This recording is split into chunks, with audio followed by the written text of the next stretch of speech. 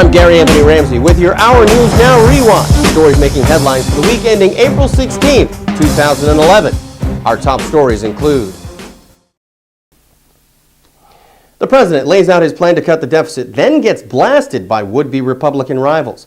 In North Carolina, the woman at the center of the false rape allegations against Duke University lacrosse players faces murder charges. In Detroit, a mother sues Applebee's after her toddler is accidentally given alcohol instead of apple juice. Ivory Coast strongman Laurent Gbagbo is arrested and will face charges as the fighting there continues. Barry Bonds is found guilty of obstruction of justice, but slides on 3 other perjury charges. And a video gaming pioneer has passed away. Our top story: Barack Obama lays out his plan to cut $4 trillion from the deficit, but is then swiftly criticized by Republicans. The president vowed to trim the deficit through a combination of spending cuts and tax hikes. He also listed Medicaid and Medicare as agencies that could see reductions in the immediate future to deal with rising debt. He also promised to end the Bush tax cuts, which he extended last year. They want to give people like me a $200,000 tax cut that's paid for by asking 33 seniors each to pay $6,000 more in health costs. But Republicans quickly pounced on the proposal, calling the president a Johnny-come-lately of sorts on the issue of debt reduction, also saying that any calls for tax hikes is a non-starter. Americans know that we face a fiscal crisis not because we tax too little, but because we spend too much. One of the many voices critical of Barack Obama that has risen in recent weeks has been that of Donald Trump. He's also leveled a blistering attack this week.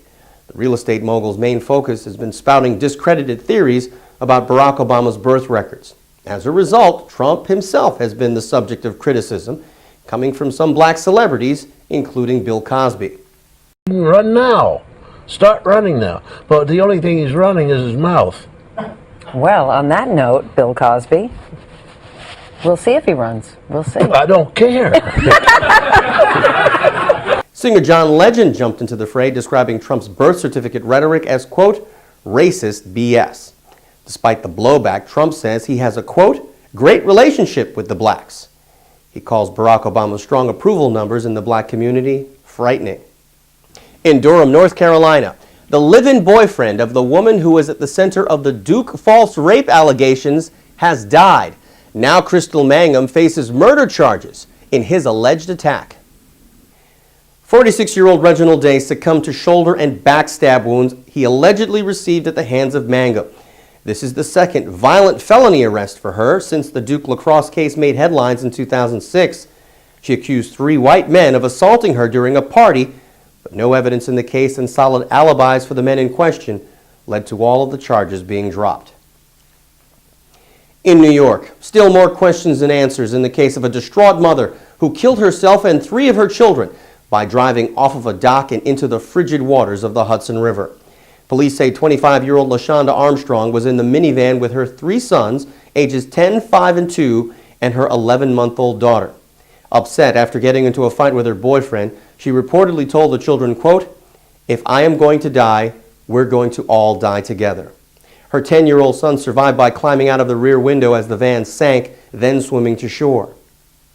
In Detroit, the mother of a 15-month-old boy is suing Applebee's restaurant chain after her child was given an alcoholic drink instead of apple juice. Madison Heights police confirmed Taylor Dilreese's story, in which she says she ordered a kid's meal for her son Dominic, who drank a leftover adult drink that was mislabeled as apple juice. We took it from him and he kind of laid his head on the table and dozed off a little bit and then woke back up and got real happy and was saying bye to people or hi to people. His food came and he wouldn't eat it. Doctors told the mother her child had a blood alcohol level of 0.014, which is over the drunk driving legal limit for adults. The food chain says it's changing the procedure for serving beverages to children. As parents and their children prepare for upcoming graduation from Massachusetts, there's word from Harvard University that the next fall entering class will have the highest percentage of blacks and Hispanics ever. The Ivy League schools' records show that blacks will make up 11.8% of the freshmen and Hispanics will make up 12.1%. Both groups are up a percentage point from last year. But impending federal budget cuts may damper some of those aspirations. Pell Grants will be cut by 15% in the new approved budget, and supplemental grants will be eliminated altogether. Nationwide, 46% of African American college students rely on Pell Grants to complete their college education. In your Our News Now World Wrap, there is hope that peace can finally return to the Ivory Coast after the arrest of its longtime ruler who refused to give up power.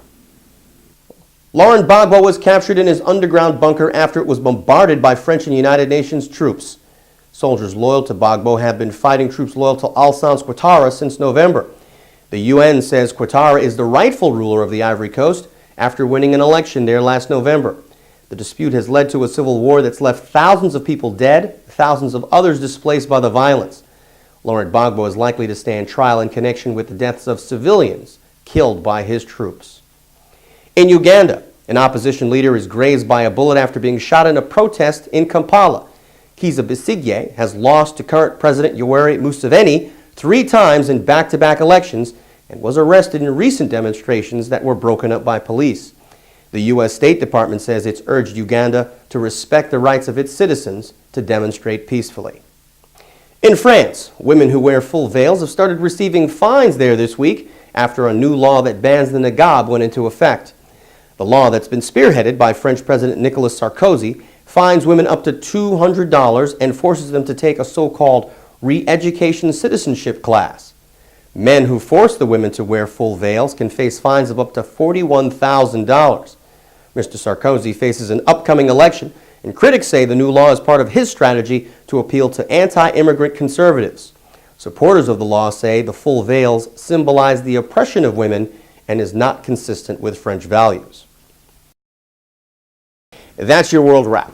In sports news, a jury finds home run king Barry Bonds guilty of obstruction of justice, but are deadlocked on 3 other charges of perjury.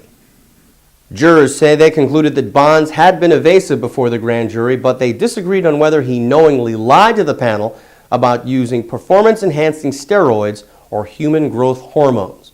Bonds, who holds the major league record for home runs, faces 10 years in prison. If they didn't hear it, you didn't say it, right? Well, not in the modern world of HD and replay. And high tech has cost Kobe Bryant $100,000 for muttering a gay slur during a hotly contested game. Bryant and the Lakers were playing the San Antonio Spurs in the 3rd period.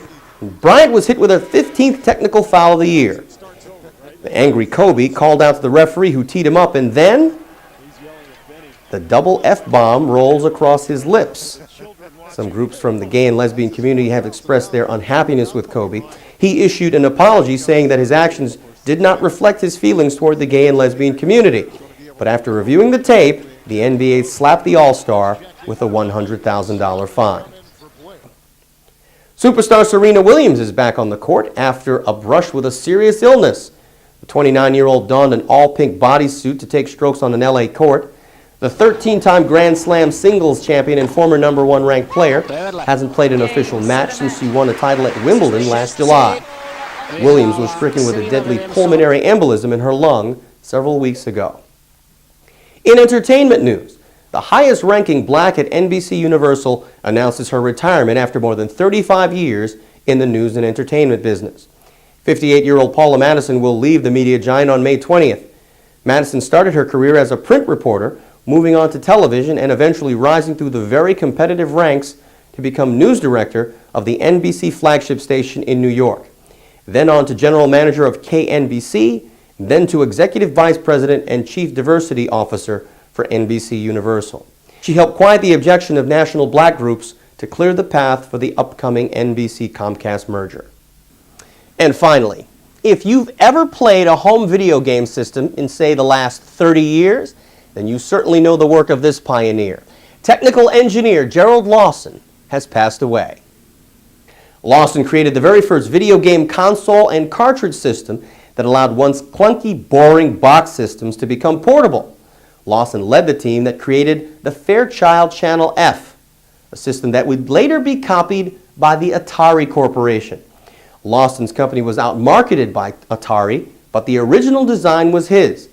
Cartridges have since been replaced by DVD-ROMs, but the cartridges helped the video game industry grow and make billions to develop new technology. Gerald Lawson was 70 years old. For a complete check of any of the stories you've seen on The Rewind, remember, as always, go to the bottom of the webpage, find the link of the story you'd like to see, and click your way through.